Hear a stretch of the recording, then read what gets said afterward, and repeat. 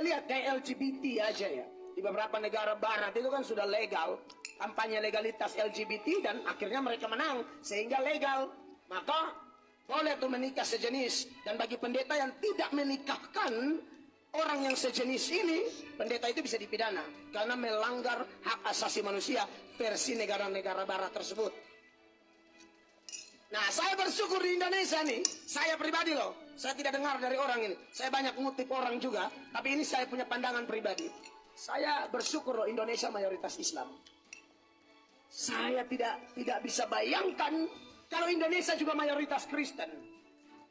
Ya, dipenuhi oleh pendeta-pendeta liberal, maka saya yakin mereka akan melegalkan juga seperti beberapa pendeta atau gereja di Australia, Amerika, Eropa yang sudah melakukan pemberkatan sejenis dengan alasan HAM dan lain sebagainya. Mereka tidak pernah memikirkan Alkitab, mereka hanya pikir HAM, mereka pikir hak asasi manusia bisa menggeser hak Allah. Nah, itu kacau tuh. Makanya bagi saya, ya, dalam hal ini loh ya, dalam hal LGBT, andai kata Indonesia bukan Islam, habis, saya yakin habis. Saya yakin LGBT legal.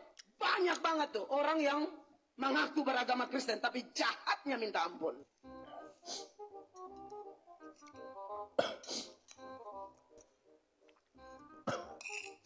Walaupun Anda pinter nyanyi kayak apa, kalau Anda nggak bayar persepuluhan, nggak mungkin kamu bisa tampil di situ.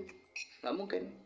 Bayar persepuluhan, lalu disetting lah semua singer, semua itu harus di bawah 30 tahun. Dan itu diakuin sendiri oleh pendeta seniornya ya, oleh leadernya yaitu GL ya, atau GL mengakui para singer itu di bawah 30 tahun ya. Lalu pakai rok mini ya toh.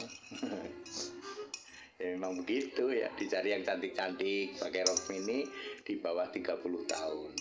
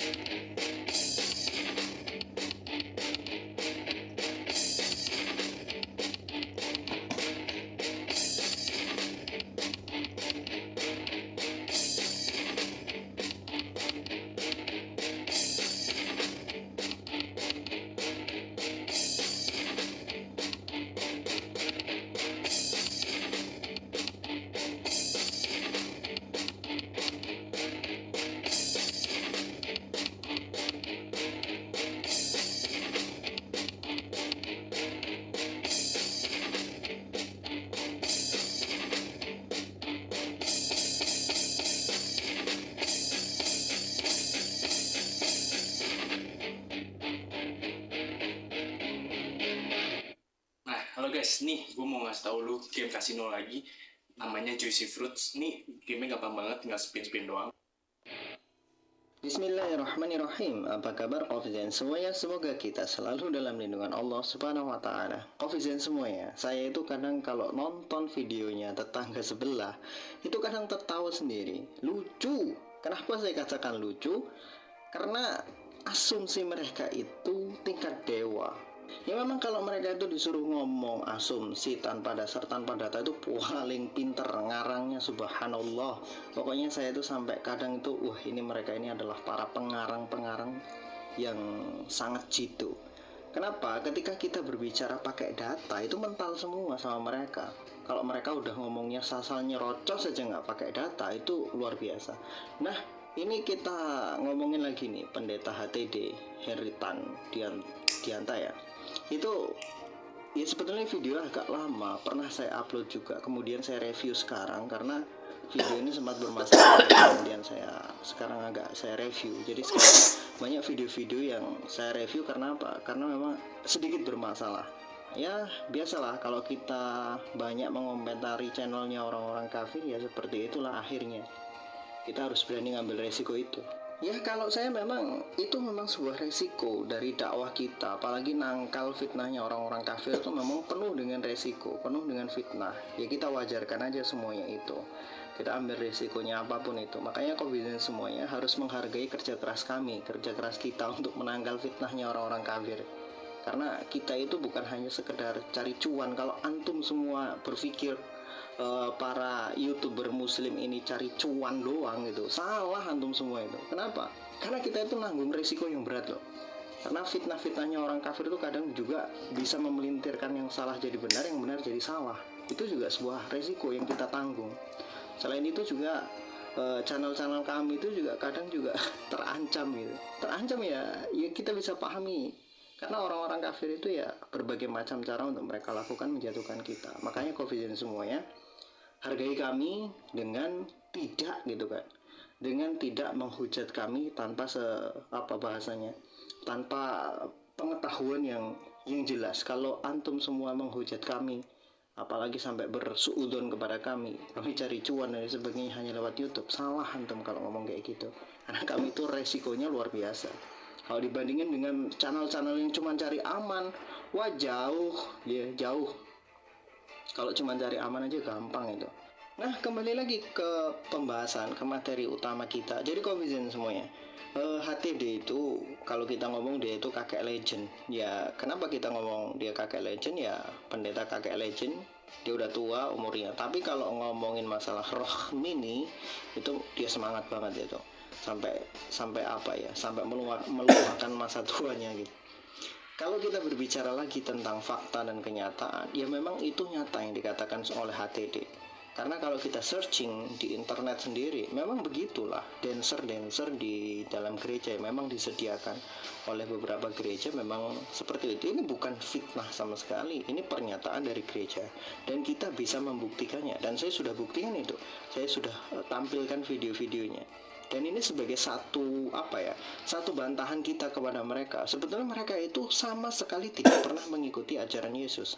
Kalau kita berbicara lagi, siapa yang mengajari mereka cara ibadah seperti itu di gereja? Bagaimana Yesus mengajarkan ibadah dengan apa yang mereka lakukan itu sama sekali nggak ada nyambungnya sama sekali. Yesus tuh kalau ibadah sujud, berdoa, mereka nyanyi gitu kan.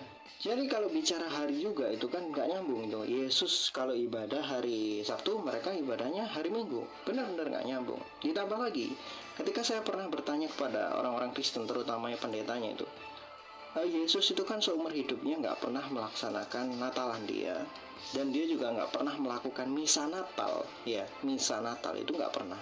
Nah jadi pertanyaan, bagaimana cara mereka mendapatkan tata cara ibadah misa Natal yang kemudian mereka peringati setiap menjelang kelahiran Yesus, atau mereka katakan 25 Desember, walaupun 25 Desember juga bukan hari lahirnya Yesus. Nah itu mereka dapat tata caranya dari mana? Karena saya lihat itu di dalam setiap gereja juga berbeda-beda tata caranya.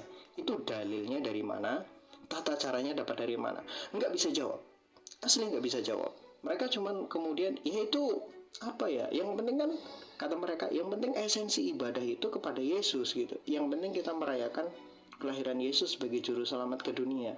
Nggak penting ibadah itu dapatnya dari mana. Yang penting kita itu adalah cinta kepada Yesus. Nah itu kata mereka seperti itu. Bentuk kecintaan kita kepada Yesus ya menghormati hari lahirnya dengan misa Natal, dengan perayaan-perayaan, dengan kegembiraan karena Yesus lahir ke dunia sebagai juru selamat. Nah itu intinya di situ. Jadi ketika saya asumsikan dari jawaban para pendeta yang pernah saya tanyakan, tata cara ibadah mereka di setiap gereja berbeda-beda, dan dari mana mereka berasal, mereka selalu menjawab, yaitu semua adalah hasil karya pikir kami semua sebagai bentuk kecintaan kami kepada Yesus. Hanya sebatas itu. Nah, inilah Coffeezine semuanya. Kalau kita berbicara lagi tentang orang Islam, itu kenapa harus ikut Rasulullah, harus ikut Quran, harus ikut hadis? Karena takutnya seperti ini. Ayat Al-Quran itu, ghairil maghdubi alaihim waladdallin, orang-orang yang Allah Subhanahu wa taala sebut sebagai tersesat, dan orang-orang yang disebut oleh Allah Subhanahu wa taala sebagai dimurkai. Yang dimurkai itu orang Yahudi, karena mereka ngerti yang benar mana nggak diikuti. Sedangkan orang-orang tersesat adalah orang-orang Kristen, orang-orang Nasrani dan pecahan-pecahannya. Karena mereka beribadah itu tanpa ada landasan, tanpa ada tuntunan dalam kitab suci mereka. Tidak ada anjuran, tidak ada tuntunan dalam kitab suci mereka, tidak ada tata caranya dalam kitab suci mereka, tapi mereka jalankan. Ini yang harus kita pahami. Jadi kalau kita umat Islam kemudian mengikuti mereka, itu bahaya juga. Nah, makanya itu kalau ada umat Islam beribadah, ya ingat, beribadah. Ibadah itu kan sesuatu yang memang harusnya ada landasan, ada tata caranya gitu kan. Terutama ibadah-ibadah yang memang maksus, ibadah secara khusus. Kalau ibadah secara umum, oke, misalkan bekerja, itu ya kita nggak perlu tata cara, kan ada batasan halal haramnya.